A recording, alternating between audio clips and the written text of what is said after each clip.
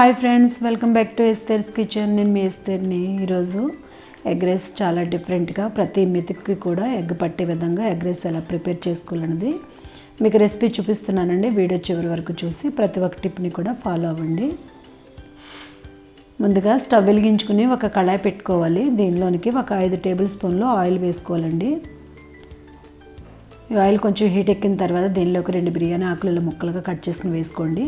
అలాగే చిన్న అనాస పువ్వు, ఒక 3 లవంగాలు, కొద్దిగా పావు టీ స్పూన్ షాజీరా, చిన్న దాల్చిన చెక్క వేసుకుని కొంచెం ఫ్రై చేసుకోవాలి. ఇవి ఫ్రై అయిన తర్వాత దీనిలోనికి ఒక మీడియం సైజు ఉల్లిపాయలు, 2 ఉల్లిపాయలు ఇలా ముక్కల్లా కట్ చేసుకోవాలి. అలాగే ఒక 4 పచ్చిమిరపకాయలు కూడా ఇలాగా చిలుకల్లా చేసుకోవాలి, చిన్న ముక్కల్లాగా. ఇప్పుడు పచ్చిమిర్చి, ఆనియన్స్ కూడా 2 కూడా ఫ్రై అయ్యే విధంగా ఇలా వేసుకుని కలుపుకొని ఫ్రై చేసుకోవాలి.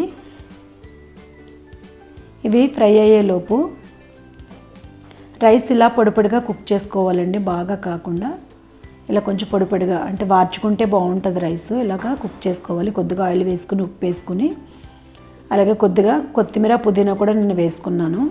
అంటే దమ్ బిర్యానీకి ఎలా కుక్ చేస్తాం అలాగే ఇలా కుక్ చేసుకోవాలి. ఇప్పుడు ఈ రైస్ని, ఇలా వార్చుకున్న రైస్ని ఒక బౌల్లోకి తీసుకోవాలి. ఇలా బౌల్లోకి తీసుకోండి. ఇలా తీసుకుని దీనిలోనికి ఇప్పుడు నేను ఒక గ్లాస్ అండి, అంటే పావు కేజీ బియ్యం కుక్ చేసుకున్నాను. దీనిలోనికి నేను ఒక 3 ఎగ్స్ వేసుకుంటున్నాను. ఇలా 3 ఎగ్స్ వేసుకోవాలి. ఇలా ఎగ్స్ వేసుకుని రైస్ కలుపుకొని మనం ఎగ్ రైస్ చేయడం వల్ల ప్రతి మెతుక్కి కూడా ఎగ్ పడుతుందండి. చాలా చాలా టేస్ట్ ఉంటుంది అన్నమాట. ఇలా ఈ 3 ఎగ్గులు కూడా రైస్ అంతా పట్టే విధంగా బాగా మిక్స్ చేసుకోవాలి. ఇలా మిక్స్ చేసుకోండి. ఇలా మిక్స్ చేసుకుని పక్కన పెట్టేసుకోండి. ఇప్పుడు ఆనియన్స్ ఫ్రై అయ్యలేదో చూద్దాము. కొద్దిగా కలర్ చేంజ్ అయ్యాయి కదా. ఇప్పుడు దీనిలోనికి 1 teaspoon ginger garlic paste, పావు టీ స్పూన్ వేయించిన జీలకర్ర పొడి, హాఫ్ టీ స్పూన్ మిరియాల పొడి, హాఫ్ టీ స్పూన్ ధనియాల పొడి, అలాగే పావు teaspoon garam masala, half teaspoon పసుపు, అలాగే 1 టేబుల్ స్పూన్ చిల్లీ పౌడర్ వేసుకుని బాగా మిక్స్ చేసుకోండి. ఇవన్నీ బాగా కలుపుకున్న తర్వాత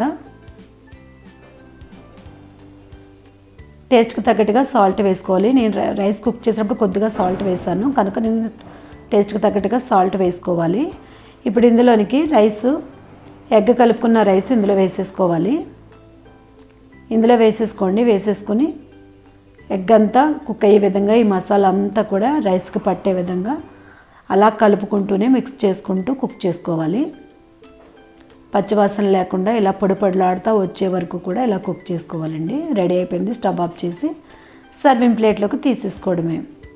చాలా చాలా టేస్టీ ఉంటుంది. ప్రతి మెతుక్కు కూడా ఎగ్ పట్టి చాలా బాగుంటుందండి ఇలా చేసుకుంటే డిఫరెంట్గా.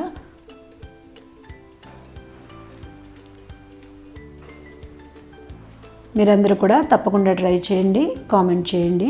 ఈ వీడియో మీకు నచ్చినట్లయితే లైక్ చేయండి, షేర్ చేయండి. మీలో ఎవరైనా ఫస్ట్ టైం నా ఛానల్ చూస్తున్నట్లయితే సబ్స్క్రైబ్ చేయండి. పక్కనున్న బెల్ ఐకాన్ క్లిక్ చేయడం మర్చిపోవద్దు. మీరు పక్కనున్న బెల్ ఐకాన్ క్లిక్ చేయడం వల్ల నేను ఏ రెసిపీ పోస్ట్ చేసినా కూడా మీకు నోటిఫికేషన్ వస్తుందండి. Thank you for watching. మరొక వీడియోలో కలుసుకుందాం.